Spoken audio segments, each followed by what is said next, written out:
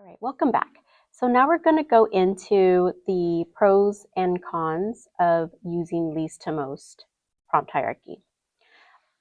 For the least to most prompt hierarchy, considering the level of intrusiveness allows you to determine the sequence of prompts used when fading the prompts. So in other words, interventionists such as yourself will either go up or down the prompt hierarchy based on the learner's needs and developmental needs. For instance, if the individual is an intermediate learner, we would use the most intrusive prompt, which is going backwards from full physical to then partial physical and to more least intrusive. If the individual is a higher learner who has more skills, then we would go from least to most because, again, we want to work towards the most independent, which is the top part of the pyramid. So again, the advantages of going from least to most is that it promotes independence. It also it does not overly prompt the learner. Thirdly, it decreases the prompt dependency because we're not going through each prompt level of the prompt hierarchy. It's also very easy to fade out because you're going closer to independence.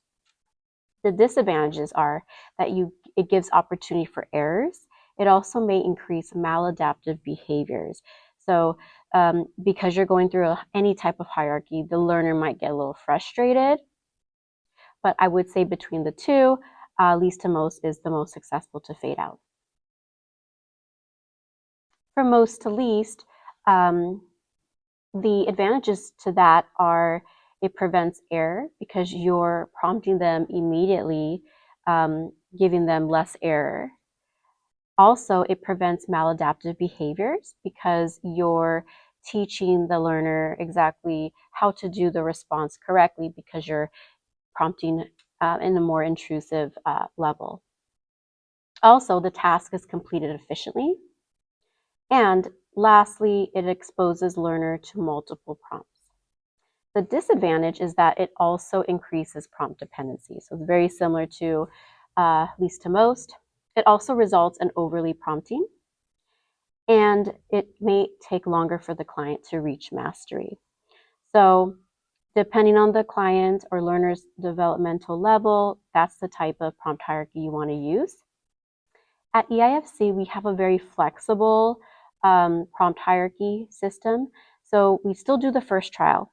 And depending on their level or success, we start off in that prompt level. Now we're going to go into ABCs. But before we do that, let's take a little quick quiz.